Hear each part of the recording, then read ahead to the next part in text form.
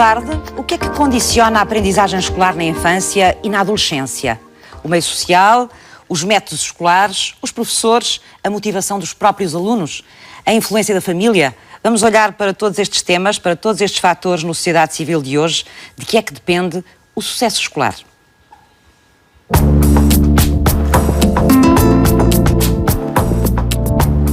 Hoje, no Sociedade Civil, vamos tentar perceber quais são os fatores que influenciam o sucesso escolar nas escolas portuguesas.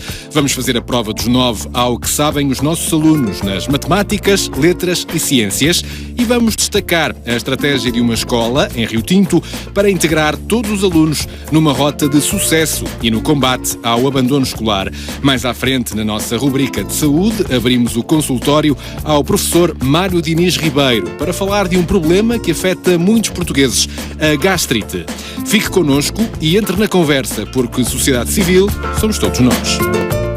Importante, não é? Fernanda Leopoldina Viana, bem-vinda.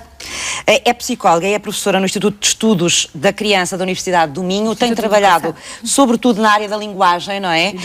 E da leitura, e sei que considera essa uma ferramenta muito especial e muito importante, ou seja, a base de todo o resto que é o ensino de uma criança e de um jovem. Porque realmente para qualquer disciplina é preciso saber interpretar aquilo que se lê, não é? Claro. Como é que a Fernanda encara esta questão ou este conceito do sucesso e do insucesso escolar? Sobretudo do sucesso, porque é de sucesso que falamos aqui hoje. Provavelmente nós preocupamos-nos muito com o insucesso ou com o sucesso e acabamos por não nos ocupar muito do sucesso ou do insucesso. E eu realmente gostava de ver todos os agentes educativos mais empenhados, mais preocupados, menos preocupados e mais ocupados com o sucesso. Nós aqui já falámos de duas coisas. Muito, sim, mas depois faz-se pouco. Exatamente. Ainda agora falamos de dois conceitos que são conceitos que muitas vezes são considerados equivalentes, mas que não são, que é o sucesso escolar e o sucesso educativo. Quando nós falamos em sucesso escolar, estamos realmente a falar do sucesso da escola. Até que ponto é que a escola consegue desempenhar o seu papel. Na realidade, o que acontece quando nós falamos em sucesso escolar, de uma maneira muito mais restrita, podemos dizer que nos estamos a referir essencialmente à progressão dos alunos ao longo dos diferentes anos de escolaridade. À progressão dentro do tempo que é o tempo considerado natural, não é?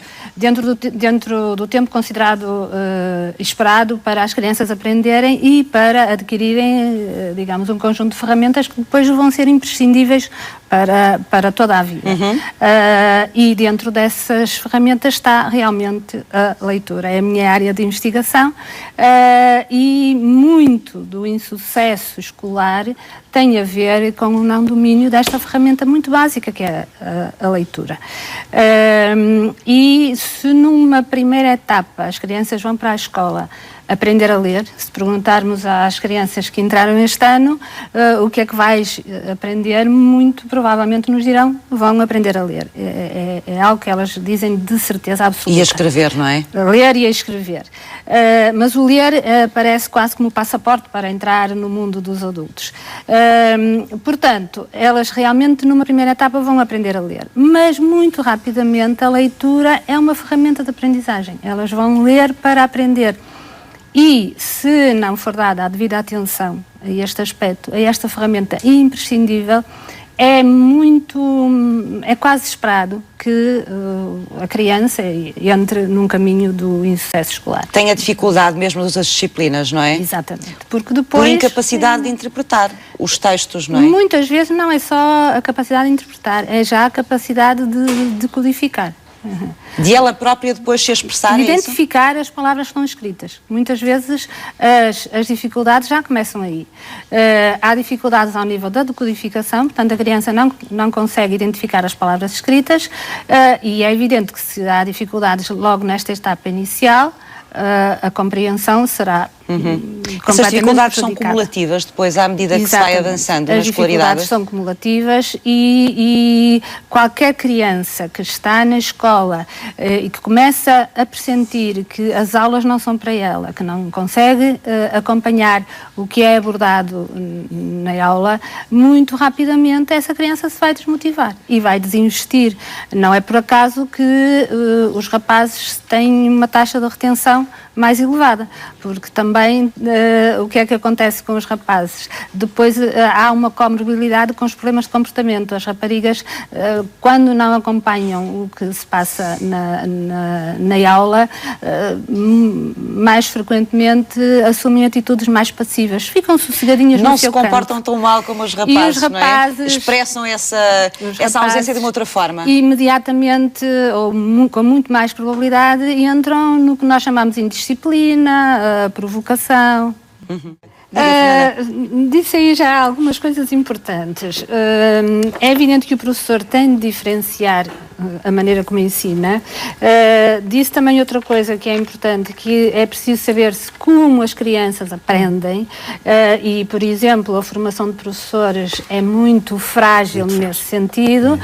Agora, com a reestruturação dos cursos de formação de professores decorrente do processo de Bolonha, as unidades curriculares de psicologia limitam-se a uma, quando muito 2 unidades curriculares. Mas falta formação falta de professores? Formação aos professores. Falta oferta de formação? O que é que falta em concreto? Falta na própria formação dos professores, faltam unidades curriculares que lhes permitam perceber como é que se aprende. Para organizar o ensino é preciso saber como se aprende, porque senão andam-se a experimentar estratégias sem grande consequência. Portanto, é extremamente importante saber como se aprende. Por outro lado, o insucesso deve prevenir-se, essencialmente deve prevenir-se. E para isso é importante que as dificuldades muito iniciais sejam logo detectadas. E para isso, dificilmente, eu aí discordo um pouco, dificilmente um professor com 25, 26 meninos dentro da sala consegue sozinho fazer a avaliação, saber exatamente as adequações curriculares que tem de fazer.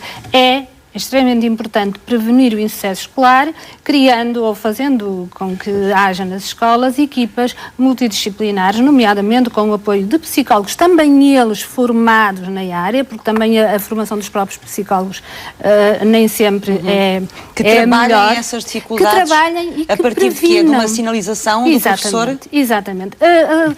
Eu tenho a vantagem de ser psicóloga, portanto atender crianças que não aprendem, estar na formação de professores, ensinar e, por outro lado, a supervisão de estágio permite-me estar dentro das salas de aulas, perceber como é que as pessoas ensinam, perceber como é que as crianças aprendem. Portanto, estou do lado da frente do espelho e muitas vezes do lado de trás do espelho. E ao fim de 2 meses, nem é preciso perguntar aos professores, basta perguntar aos coleguinhas de escola quem são os que estão a aprender e quem são os que não estão a aprender. E as próprias crianças dizem isso. Portanto, um professor, ao fim de 1 mês e meio de aula, já tem as crianças sinalizadas e já percebe que aquele menino vai precisar de algum apoio. E esse apoio tem de ser dado imediatamente. Não podemos esperar para ver. O meu colega João Lopes usa muito a palavra esperoterapia, porque nós vamos esperando. Ele também diz, as crianças não são peras nem maçãs que se espera que amadureçam. Realmente é preciso intervir e essa intervenção tem que ser muito de cariz preventivo.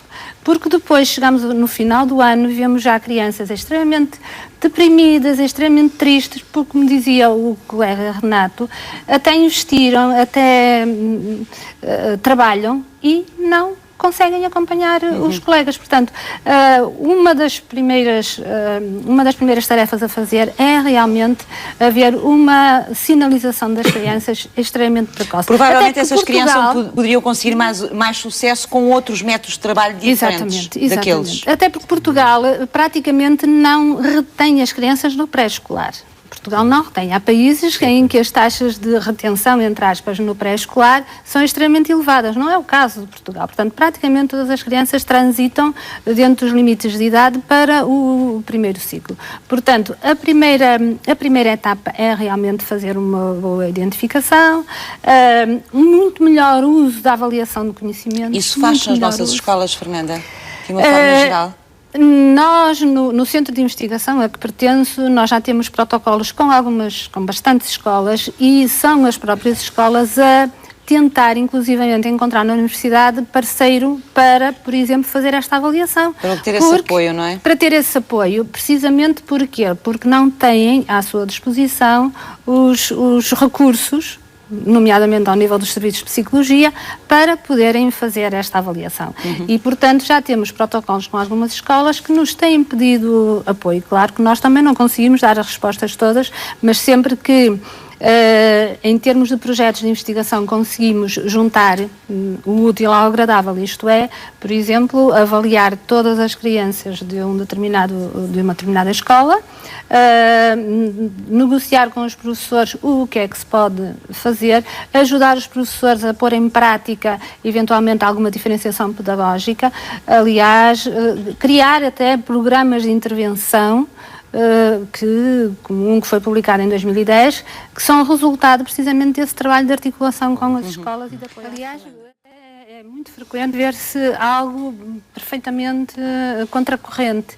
Muitas vezes, quando os jovens, estou a falar já não tanto de crianças mais pequenas, mas de jovens que não têm notas positivas, porque o sucesso escolar é muito conotado com as notas positivas, e então, porque têm mais uma aula suplementar de matemática ou têm mais uma aula suplementar de português, os pais decidem que aquele jovem deixa de frequentar, por exemplo, uma ginástica, uma natação, uma música, porque consideram que essas atividades onde ele é bom estão a perturbar o sucesso escolar e, portanto, o que é que normalmente acontece?